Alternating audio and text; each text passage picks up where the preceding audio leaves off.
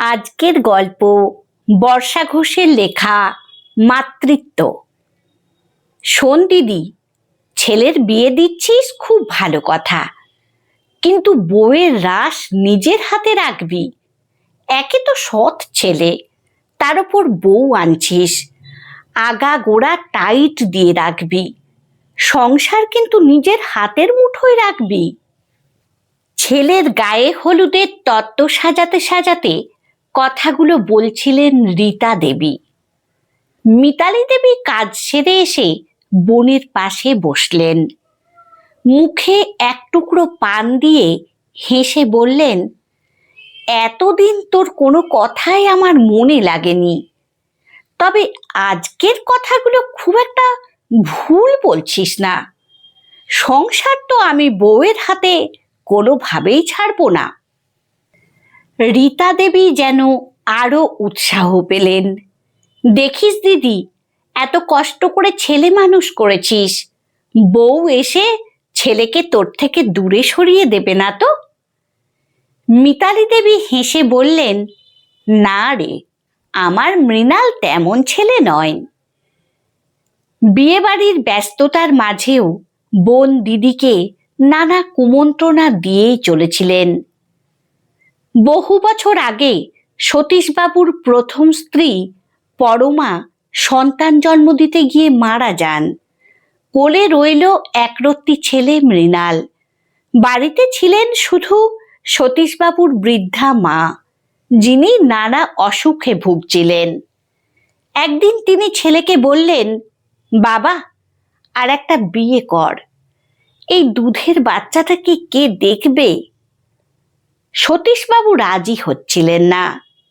সতীশবাবু বললেন, মা, বিয়ে করলে হয়তো স্ত্রী পাবো, কিন্তু আমার ছেলের মা আর পাবো না। অনেক বোঝানোর পর মায়ের কথা রাখতে অবশেষে তিনি বিয়েতে সম্মত হন। প্রতিবেশীদের মাধ্যমে মিতালির সঙ্গে তার পরিচয় হয় এবং কিছুদিনের মধ্যেই তাদের বিয়ে হয়ে যায়। নতুন সংসারে এসে মিতালি প্রথম দিন থেকেই আপন করে নেন ছোট্ট মৃণালকে। পাড়া প্রতিবেশীরা বলতো, এখন খুব আদর করছে, নিজের সন্তান হলে আর দেখবে না। কিন্তু মিতালি মনে মনে প্রতিজ্ঞা করেছিলেন, সৎ মায়ের বদনাম তিনি মুছে দেবেন। ধীরে ধীরে মৃণাল বড় হতে লাগলো। সতীশবাবুর মা মারা যাওয়ার পর মিতালি একাই সমস্ত দায়িত্ব তুলে নিলেন নিজের কাঁধে। পড়াশোনা, খাওয়া দাওয়া, অসুখ বিসুখ সবকিছুতেই তিনি ছিলেন ছেলের ছায়া সঙ্গী। এদিকে মিতালির মা ও দিদির বাড়িতে আসা যাওয়া শুরু হলো। তারা প্রায়ই বলতো, সৎ ছেলে কখনো নিজের হয় না, বেশি মাথায় তুলিস না। কিন্তু মাতৃত্বে ভরা মিতালির মন এসব কথা কখনো কানে তোলেনি। কয়েক বছর পর মিতালি একটি কন্যা সন্তানের জন্ম দিলেন। তার নাম রাখা হলো সুমনা। সবচেয়ে বেশি খুশি হয়েছিল মৃণাল। ছোট বোনকে কোলে নিয়ে সারা দিন ঘুরে বেড়াতো সে। দুই সন্তানকে সমান স্নেহে বড় করতে লাগলেন তিনি। সময়ের সঙ্গে মৃণাল পড়াশোনায় খুব ভালো ফল করতে লাগলো। এক সময় সে ইঞ্জিনিয়ারিং পড়ার ইচ্ছে প্রকাশ করলো, কিন্তু পড়ার খরচ অনেক। বৃত্তির কিছু টাকা পেলেও আরো অর্থের প্রয়োজন ছিল। সতীশবাবু চিন্তায় পড়ে গেলেন। তখন মিতালি এক কথায় বললেন, আমার যত গয়না আছে সব বিক্রি করে দেব, মৃণালের পড়াশোনা যেন বন্ধ না হয়। সতীশবাবু আবেগে বলেছিলেন, আমি যদি কোনোদিন তোমাকে এর বদলে কিছু দিতে না পারি? মিতালি মৃদু হেসে বলেছিলেন, আমার সন্তান যদি মানুষ হয় সেটাই আমার সবচেয়ে বড় পাওয়া। অবশেষে মৃণাল পড়া শেষ করল। শহরের নামকরা কোম্পানিতে চাকরিও পেল। বোন সুমনাও নিজের পড়াশুনো নিয়ে এগিয়ে যাচ্ছিল। দুই ভাই বোনের মধ্যে কখনো কোনো ভেদাভেদ ছিল না। মিতালির সংসার আনন্দে ভরে উঠল। একদিন মৃণাল তার মা মিতালিকে এসে বলল, মা, আমি একটি মেয়েকে পছন্দ করি। মিতালি দেবী অবশেষে মত না থাকা সত্ত্বেও মৃণালের সঙ্গে সৃজার বিয়ে দিতে রাজি হলেন। সেই মৃণালের বিয়েই আজ। সব অনুষ্ঠান সুন্দরভাবে সম্পন্ন হলো। পরদিন বউ সৃজাকে নিয়ে বাড়ি ফিরল মৃণাল। আত্মীয় স্বজন সবাই বলল, বাহ, কি সুন্দর লক্ষ্মী বউ হয়েছে। বৌভাতের অনুষ্ঠানও ভালোভাবেই শেষ হলো। কিন্তু বিয়ের কয়েকদিনের মধ্যেই সৃজা একটি বিষয় লক্ষ্য করতে শুরু করল। মিতালি দেবী যেন মৃণালের কোনো কাজেই তাকে হাত দিতে দেন না। প্রতিদিন ভোরে উঠে তিনি মৃণালের টিফিন তৈরি করেন। কি খাবার খাবে, কোন জামা প্যান্ট পরবে, সব নিজে হাতে গুছিয়ে দেন। সৃজা কিছু করতে গেলেই তিনি অন্য কাজ ধরিয়ে দেন। একদিন মিতালি মৃণালের টিফিন তৈরি করে সৃজাকে বললেন, বৌমা, তুমি সবার জন্য জলখাবার বানিয়ে নাও।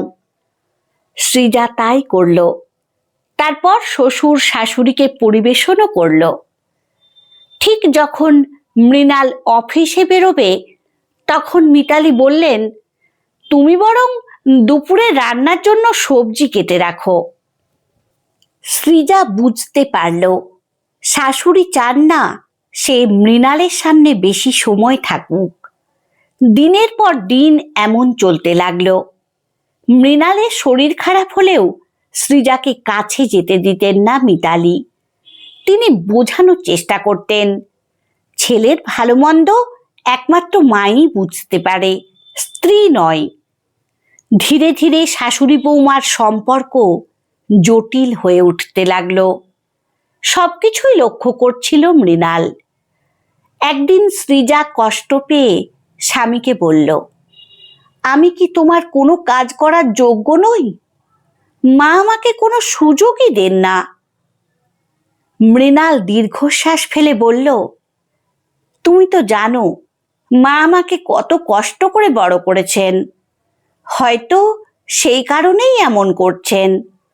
তবে তুমি একটু সময় দাও, আমি বিষয়টা বুঝে দেখছি।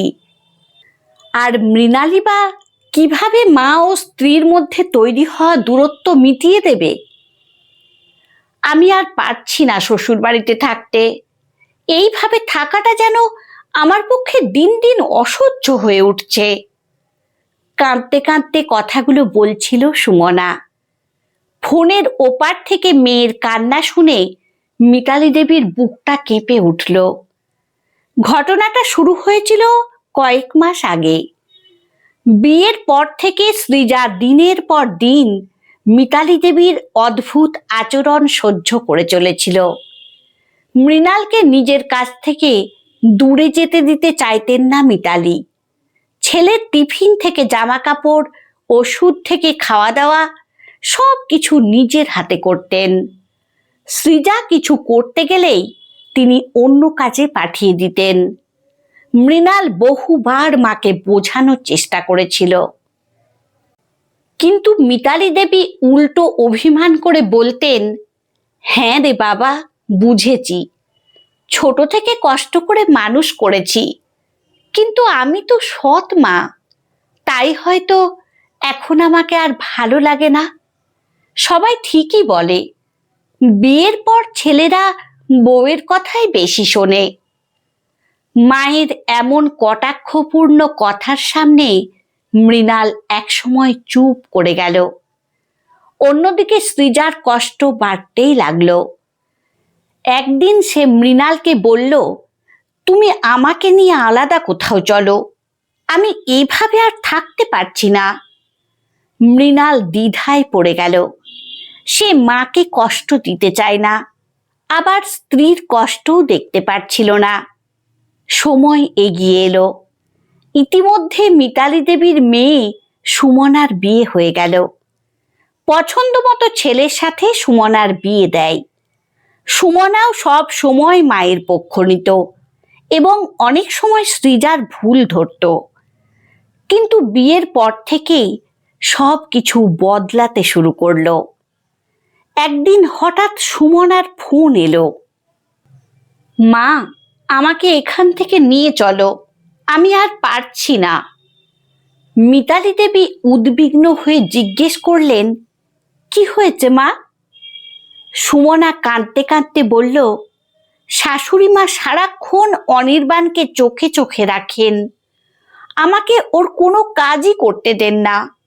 অনির্বাণের জামা কাপড়, খাবার সব নিজেই করেন, এমনকি মাঝে মধ্যে অসুস্থতার অজুহাতও দেন, যাতে অনির্বাণ অফিস থেকে ফিরে বেশিরভাগ সময় তার কাছেই থাকে।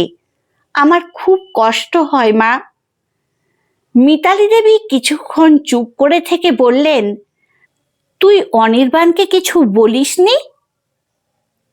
বলেছি, কিন্তু ওর একটাই কথা, মা বাবা এত কষ্ট করে মানুষ করেছেন, তাদের ছেড়ে থাকা সম্ভব নয়। কথাগুলো শুনে মিতালি দেবী স্তব্ধ হয়ে গেলেন। ফোন রাখার পর তিনি বারান্দায় চুপচাপ বসে রইলেন। সেই সময় সৃজা এক কাপ চা নিয়ে এসে বলল, মা, আপনার চা। মিতালি দেবী কাপটা হাতে নিয়ে অনেকক্ষণ চুপ করে থাকলেন। তারপর বললেন, বৌমা, কাল থেকে মৃণালের টিফিনটা তুমি বানিয়ে দিও, আমার শরীরটা ভালো লাগছে না। আসলে শরীর নয়, তার মনটাই ভালো ছিল না। সুমনার কথাগুলো যেন বারবার কানে বাজছিল। হঠাৎ করেই তিনি নিজের মুখটা আয়নার মতো স্পষ্ট দেখতে পেলেন। সৃজাও তো একদিন নিজের মা বাবা, নিজের বাড়ি, নিজের পৃথিবী ছেড়ে এই বাড়িতে এসেছিল। তারও তো স্বপ্ন ছিল, আশা ছিল, ভালোবাসা পাওয়ার ইচ্ছে ছিল। কিন্তু তিনি কি সেই ভালোবাসা দিতে পেরেছিলেন? তিনি কি কোনো দিন ভেবেছিলেন বৌমাও তো কারো আদরের মেয়ে? সেদিন রাতেই মিতালি দেবী নিজের ভুল বুঝতে পারলেন। এরপর থেকে তিনি ধীরে ধীরে নিজেকে বদলাতে শুরু করলেন। একদিন তিনি সৃজাকে নিজের ঘরে ডাকলেন। আলমারি খুলে একটি গয়নার বাক্স বের করে সৃজার হাতে দিলেন। সৃজা অবাক হয়ে বলল, মা, এটা আমাকে কেন দিচ্ছেন? মিতালি দেবী মৃদু হেসে বললেন, পাগলি মেয়ে, এগুলো তোর শাশুড়ির। এতদিন আমি যত্ন করে রেখেছিলাম, ভাবতাম মৃণালের বউ এলে ওর হাতেই তুলে দেব। সৃজার চোখ ভিজে উঠল। সে গয়নার বাক্স নামিয়ে রেখে মিতালি দেবীকে জড়িয়ে ধরল। মা, আপন পর আবার হয় নাকি? আপনি তো আমারও মা। এই কথাটা শুনে মিতালি দেবী আর নিজের চোখের জল ধরে রাখতে পারলেন না। কাঁপা গলায় বললেন, আমায় ক্ষমা করে দিস মা, আমি ভীষণ ভুল করেছি, তোকে কষ্ট দিয়েছি। আজ আমি সত্যিই অনুতপ্ত।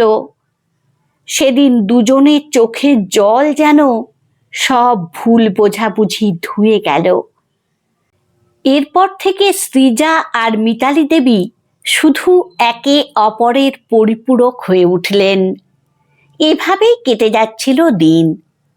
একদিন দুপুরবেলা মিতালি দেবী রান্নাঘরে কাজ করছিলেন। হঠাৎ কলিং বেলের শব্দ হলো। দরজা খুলতেই দেখলেন সুমনা আর অনির্বাণ দাঁড়িয়ে আছে। মেয়ে জামাইকে দেখে তার মুখ আনন্দে উজ্জ্বল হয়ে উঠল। সেদিন বাড়িতেই ছিল মৃণাল ও সৃজা। সবাই মিলে গল্প, হাসি আর আড্ডায় ভরে উঠল পুরো বাড়ি। কিছুক্ষণ পর মিতালি দেবী সুমনাকে নিজের ঘরে নিয়ে গিয়ে জিজ্ঞেস করলেন, কি রে মা, এখন সব ঠিক আছে তো?